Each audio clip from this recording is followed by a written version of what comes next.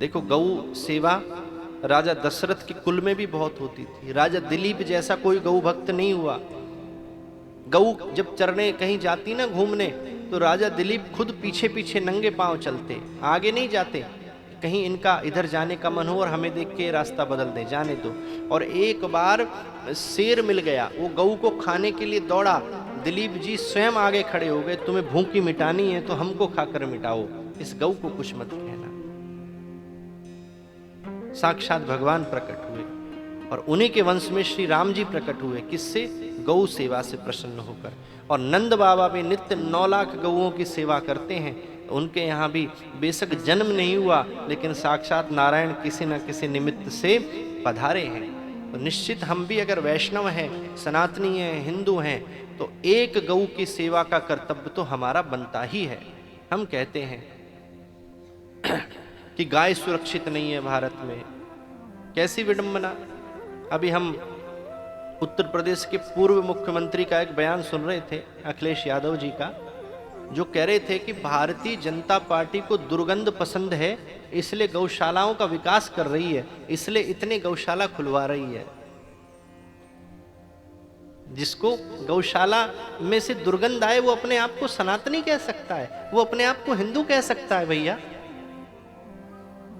जिन गौओं के गोबर में, जिन गौओं के संग, जिन गौओं की सींग पकड़ के स्वयं ठाकुर जी खेलते हैं बाल्यावस्था में, नंद बाबा जिनकी सेवा करते हैं, उन गौओं में से जिसको दुर्गंध आए वो मेरे दृष्टिकोण में हिंदू नहीं है, चाहे बेशक किसी भी कुल में उसका जन्म हुआ हो। भैया, दुर्गंध की बात अगर देखी जाए, हॉस्पिटल में नौकरी करने वाले डॉक्टर से पूछो, उस कंपाउंडर से पूछो, उस नर्स से पूछो कि कोई जब पेशेंट एक्सीडेंट का आता है या किसी का जब जख्म बहुत खराब हो जाता है, उसमें कीड़े पड़ जाते हैं, चाहे वो मनुष्य ही है, लेकिन लाखों करोड़ों रुपए मिलने के बाद भी कोई उसका उपचार नहीं कर सकता। कितना धन्य है उस डॉक्टर का कलेजा, उस नर्स का कलेजा, जो उस दुर्गंध में भी उस व्यक्ति की जान बचाने का पूरा प्रयास करता है। और लाखों लोग रोज बचाए जाते हैं उपचार से। कितनी गौएं एक्सीडेंट होकर हॉस्पिटल पहुंचती हैं, गौशाला पहुंचती हैं, किसी का पैर कट गया है, इतनी दुर्गंध की 200 मीटर कोई खड़ा नहीं हो सकता, उनका उपचार किया जाता है।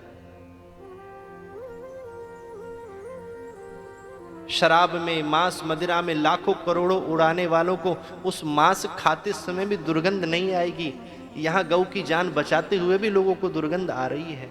उस मदिरा को पीते हुए दुर्गंध नहीं आती। जो कोई मदिरा पीकर इस प्रांगण में खड़ा हो जाए तो यहाँ बैठना मुश्किल हो जाता है। और कहते हो कि सनातनी हो? नहीं, सनातनी तो वही है जो गौ से प्रेम करे। कुछ लोगों को गौ के पास दुर्गंध आती है, गौ के पास जाने में डर लगता है। तो जो ऐसा करता है ना, उसके पास जाने में ठाकुर जी को डर लगता है।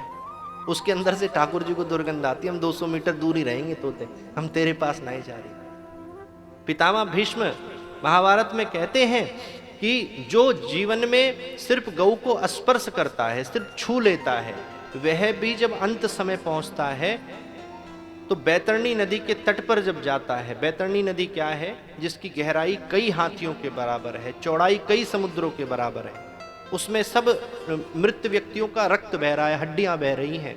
और उसके तट पर जब वह जाता है तो वही गऊ जिसको वो स्पर्श करता है, अपनी पूंछ पकड़ाकर क्षण भर में बैतरणी पार कराती है, जिसको सिर्फ छुआ। छूने की महिमा पितामह भीष्म कहते हैं।